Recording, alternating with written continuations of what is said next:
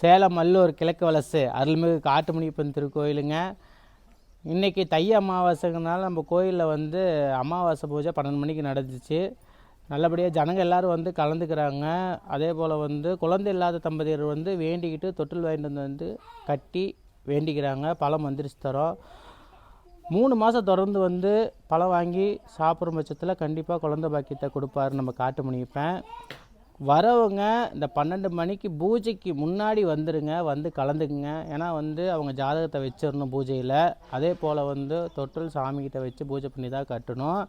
சாமி 1 மாதம் கட்டிட்டோம், அடுத்த மாதமும் கட்டணுமா அப்படின்னு கேட்குறாங்க. அப்படியெல்லாம் கிடையாது. மொதல் மாதம் கட்டிட்டா போதும். அடுத்த 2 மாதமும் கனி மட்டும் வாங்கிட்டு வந்து சாமிகிட்ட வச்சு பூஜை பண்ணி மந்திரிச்சு வாங்கி சாப்பிட்டிங்கன்னா கண்டிப்பாக குழந்தை பாக்கியத்தை கொடுப்பாரு நம்ம காட்டுமணியப்பன்.